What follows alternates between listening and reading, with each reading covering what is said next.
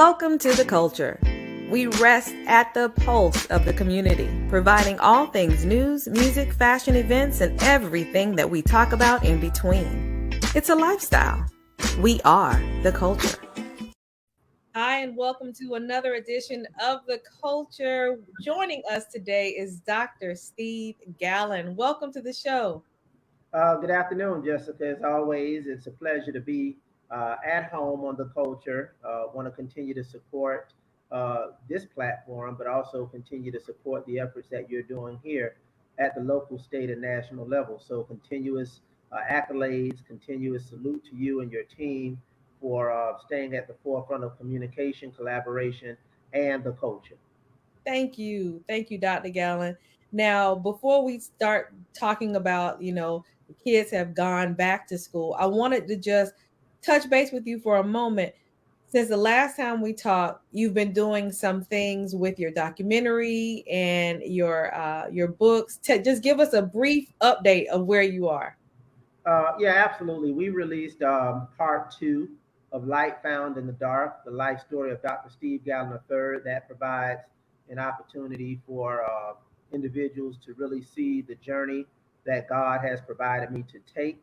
The first part, obviously entitled The Zone, dealt with my growing up in Liberty City, specifically in an area called The Zone, and that takes me from childhood through high school and into college. Part two really provided a firsthand look at my career, starting out as a classroom teacher through my transition out of Dade County Public Schools, where I ironically retired at the age of 38 to become a superintendent.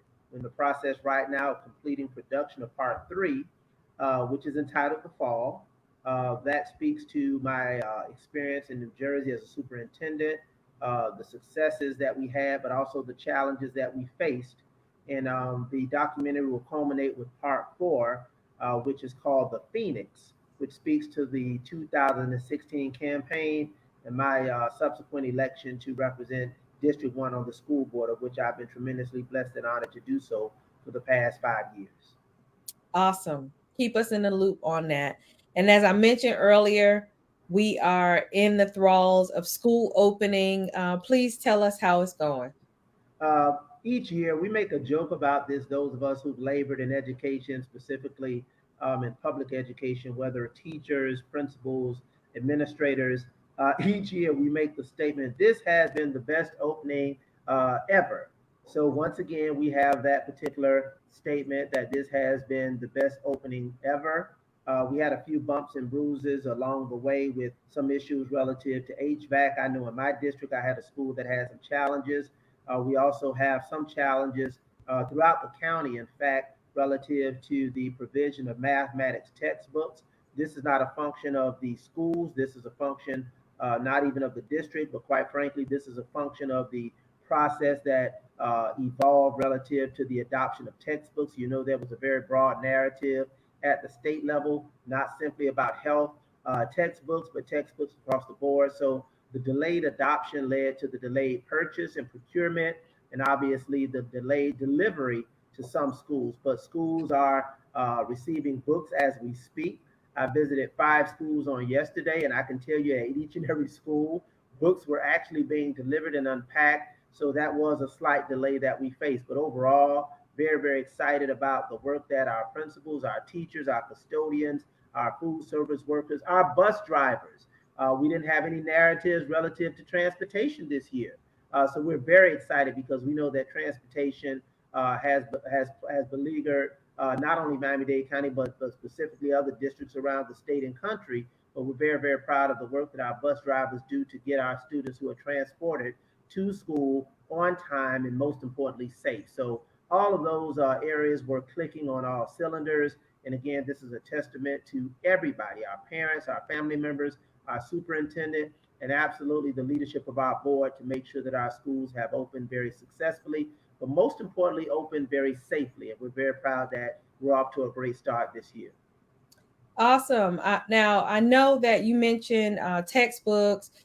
I would be remiss if I didn't ask you this because I saw you nationally speaking about it. Tell us, where did we land with health and human development, the issue about about textbooks Yes, and the obviously course. that was a significant conundrum that the board was in. The initial decision back in April was to adopt. There was a subsequent vote not to adopt. And then we had a special meeting in which, under the leadership of our chair, Ms. Hampman, we reviewed that to ensure that we're in compliance with the state requirements for those particular standards. Again, we're talking about a textbook, but ultimately we're talking about standards that have to be taught to students. We're talking about, in some cases, parents having a right to be involved and engaged in their child's education. And in some cases, parents represent they want to defend, but we can't do it at the expense of denying other children. So in this particular case, we've always had the opt-out provision regarding textbooks and materials, specifically as it relates to health and reproduction. And that opt-out provision is much more pronounced. So we did take some additional steps that actually, Jessica, exceed what is required by the state. And we did land at a good place. And so those books were approved by the board. Those materials are available and accessible to students from Florida City to County Line Road. And again, those parents who want to elect to have their students not have access to those materials still have that right to do so.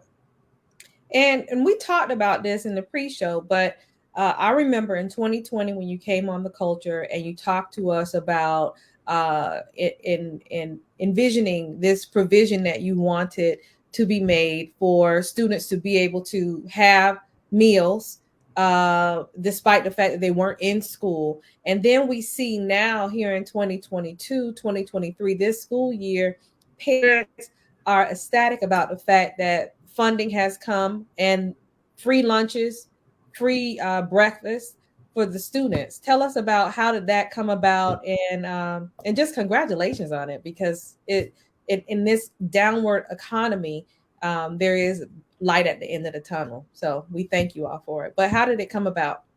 Yes, this obviously is an extension of the work that was initiated by the board. I was very, very proud to lead that particular charge. And quite frankly, not actually in 2020, it was approximately around 2017. Actually, board item agenda H12, provision of meals for children during mandated emergency school closures. That was an item that I proffered on the heels of Hurricane Katrina, where we had our schools shuttered north of 10 days, in excess of 10 days, and we understood and I advocated for the fact that many of our children in a district with about 75% of the students on free or reduced lunch, schools provide nourishing meals, they provide healthy provisions, whether it's breakfast, lunch, and a snack, or all three. And for 11 days, we had our schools shuttered, and many of our students and our families were deprived. Following that particular challenge, I proffered the item in 2017 that anytime we do a mandated school closure, the Miami-Dade County Public Schools will make provisions for their students. I was very honored and humbled that they say imitation is the greatest form of flattery. That effort obviously had been duplicated around the state and quite frankly around the nation. And we've seen that has become the norm to feed our students, specifically in urban centers that have challenges economically. And there has been no more challenging set of circumstances than the pandemic. So we're very, very fortunate with the revenue that we've received from the federal government, the support that we've received from the state, but specifically the school lunch program comes from the federal government. This year, we're very honored and very proud to be able to offer free breakfast and lunch for all of our students in Miami-Dade County Public Schools. Also, with the school system, there's been a lot of discussion about the ownership of land. Can you please tell us where we are with that and explain to some of our viewers who may not be up to speed on it? Yeah, the most significant narrative that we have, quite frankly, in Dade County, but around the country, is the housing crisis. We're in the thick of the political season, the election season. Clearly, housing affordability is at the forefront of all platforms, no matter what side of the aisle you stand on. And because it does face pose particular challenges for our residents. Affordability, housing affordability is a crisis in Miami-Dade County, as it is in many centers throughout the country and obviously throughout the state. but Miami-Dade County has been identified nationally as one of the most cost prohibitive housing markets in the nation, meaning we are up there with New York and LA in terms of housing affordability. When you look at the income equity, when you look at the income status of our residents, housing is not affordable. So most recently, local municipalities, private developers have really partnered to explore ways by which they can address housing affordability through various developments. As a part of those explorations, the Miami-Dade County Public Schools has been introduced in the conversation outside of Miami-Dade County Public Schools' involvement to some extent, and in some cases. Yes, we've had a few projects in which we've partnered with maybe one or two developers that allows us to maintain our educational mission, meaning if we provide a partnership, it's called a triple P, public-private partnership. If we enter into a partnership, it serves our mission of providing for classroom space, i.e. new schools. So we have land, they have land, we join together, provide new schools, they provide housing opportunities, and everybody is involved in a win-win situation. Most recently, however, there have been a number of explorations that have referenced the Miami-Dade County Public Schools, many well-intended, but obviously we have to operate and we have to respond within the four corners of our policy position and our core mission. That is non-negotiable. Our policy position will be the guardrails by which we consider and explore such partnerships, but they have to be preceded by a commitment, an unwavering commitment to our core mission, which is the education of our students in the Miami-Dade County Public Schools community. Listen, it belongs to the Miami-Dade County Public Schools, but it was purchased with taxpayers' dollars. So we have to be very vigilant, we have to be very transparent, and we have to be very intentional and prudent and pragmatic, and all of those things that speak to us being good fiduciaries of the property that is owned by the Miami-Dade County Public Schools, purchased with taxpayer funds, but acquired with one core mission, and that is to educate children. If there is any deviation, as I said, if and when the board decides to further explore this, we must do so with our policy positions at the forefront, with state statutes guiding us, and with an eye towards clear transparency and equity relative to our fiduciary responsibility. Okay. I think that kind of helped a lot of people to be able to understand what the situation is. Now, even on the national front, I was watching Lester Holt. They're talking about a national teacher shortage, and then some other legislation has gone into works where they're looking at different ways of providing teacher certifications. I've asked my kids when they came home, did you have a substitute? Who's in your classroom, etc.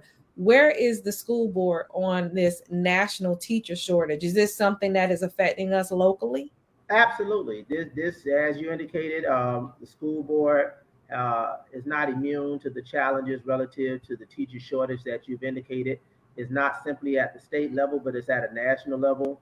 Our governor has responded with some initiatives to allow, for example, military veterans and the spouses of military veterans to pursue alternate certification tracks. Most recently, law enforcement and first responders have also been identified as potential candidates for teaching. So a lot of innovative explorations are taking place because there's clear recognition that we do not have enough teachers to fill our classrooms. This is a function of the colleges of education, but more importantly, it's a function of how people view education as a pathway for a career in a lifelong of prosperity, success, and contribution.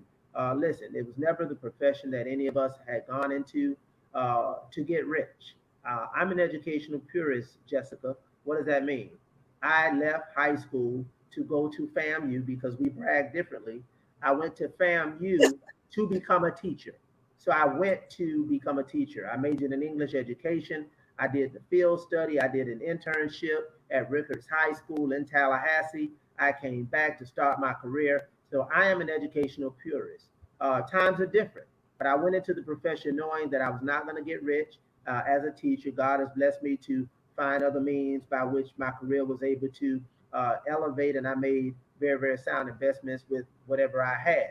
But teaching is not a profession by which people go into for the money.